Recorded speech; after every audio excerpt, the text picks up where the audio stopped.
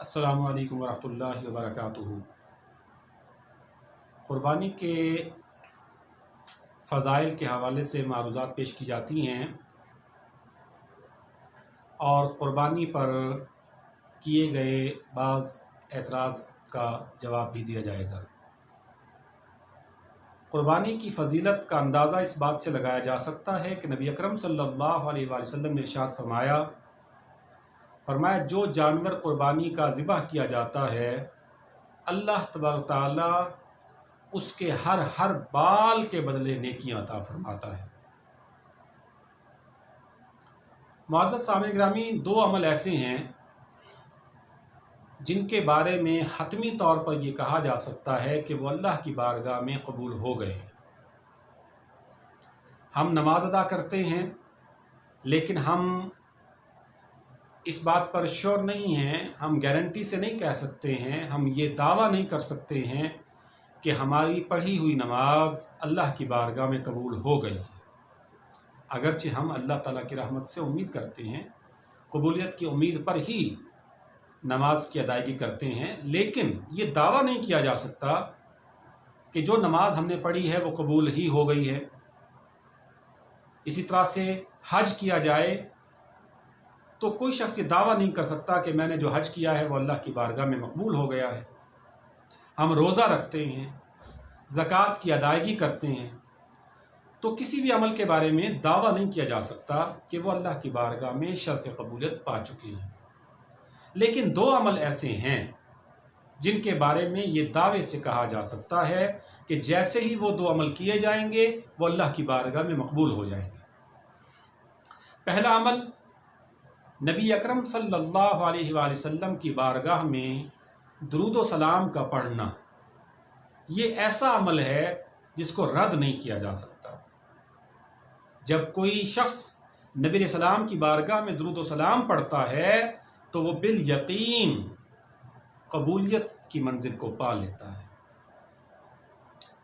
और दूसरा अमल कुर्बानी का है। नबी अकरम सल्लल्लाहु अलैहि वसल्लम ने इरशाद फरमाया कि जब कोई शख्स कुर्बानी का जानवर ज़िबह करता है तो अभी उस जानवर के खून का पहला कतरा ज़मीन पर नहीं गिरता है कि अल्लाह तबारक तआला उसकी कुर्बानी को कबूल फरमा लेता है। तो ये दो अमल ऐसे हैं जो यकीनन अल्लाह की बारगाह में मकबूल होते हैं। कुर्बानी के हवाले से एक एतराज़ लोगों का कुर्बानी के दिनों के करीब सामने आता है, और वो एतराज़ ये होता है कि जनाब 1 लाख रुपए का जानवर ख़रीदा, उसको ज़िबह कर दिया, गोश्त खा लिया, लोगों को खिला दिया, इसका क्या फ़ायदा है? किसी यतीम बच्ची की शादी करवा दी जाती, किसी बेवा की मदद कर दी जाती तो कितना अच्छा होता।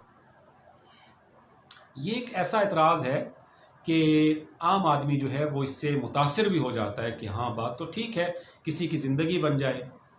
लेकिन याद रखें कि ये एतराज़ हमेशा मज़हब दुश्मन अनासिर, दीन दुश्मन अनासिर की तरफ से किया जाता है। मज़हब से बेजार लोगों की तरफ से ये एतराज़ किया जाता है। इस्लाम से ज़्यादा यतीमों के बारे में किसने अहकामात दिए हैं? बेवाओं के बारे में दीन इस्लाम बहुत ज़्यादा तायद करता है कि मुख्तलिफ़ मौक़े पर उनकी खिदमत की जाए। लेकिन ये तर्ज़ अपनाना कि किसी शायर इस्लाम में से किसी एक को टारगेट करके ये कहा जाए कि ये क्यों किया, इसकी जगह पर यूँ कर दिया जाता, तो ये खालिस मज़हब बेजारी का सबूत दिया जाता है। मैं आपको समझाने के लिए अर्ज़ करूँ कि अगर यही मामला हो कि दीनी शायर को टारगेट करके उनकी नफ़ी करके दूसरों को साबित किया जाए, ये कहा जाए कि जनाब कुर्बानी का जानवर 1 लाख रुपए 1.5 लाख रुपए का ख़रीद कर जो ज़िबा किया उसका क्या फ़ायदा, किसी बच्ची की शादी करवा देते। तो इस तरह से तो फिर बहुत सारे एतराज़ात हो सकते हैं कि मस्जिद पर लाखों रुपए खर्च किए करके बनाया गया है, बच्चियों की शादियां करवा देते।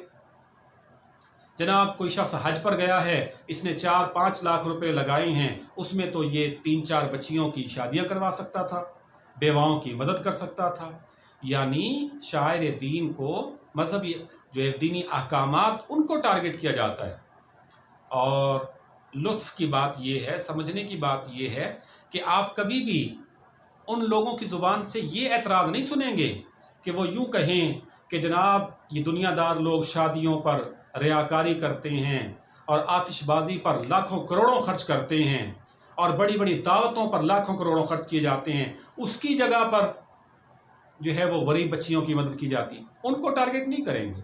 टारगेट करेंगे तो मस्जिद में दी गई सीमेंट की बोरी पर टारगेट करेंगे, कुर्बानी के जानवर पर हिट करेंगे।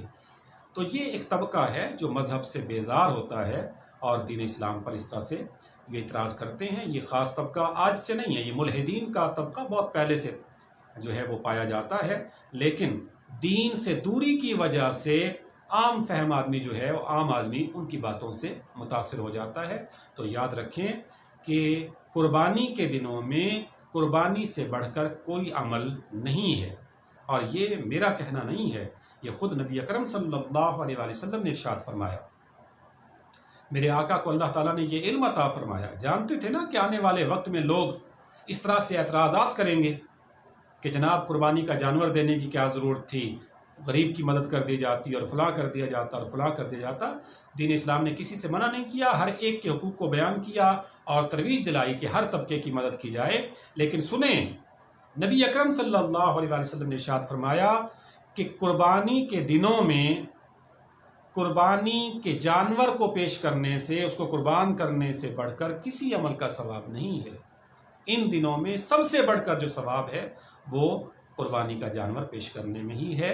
लिहाजा मोहतात रहें और बेदार रहें और ऐसे लोगों से जो है वो होशियार रहें जो इस तरह से दीन इस्लाम पर एतराज़ात करते हैं। अल्लाह तबारक तआला हम सबको दीन की समझ अता फ़रमाए, उलमाए किराम की सोहबतें अता फ़रमाए, और अल्लाह ताला हम सबको ज़िंदगी इस्लाम पर और ख़ात्मा ईमान पर नसीब फ़रमाए। व आखिर दावाना अनिल हम्दुलिल्लाहि रब्बिल आलमीन।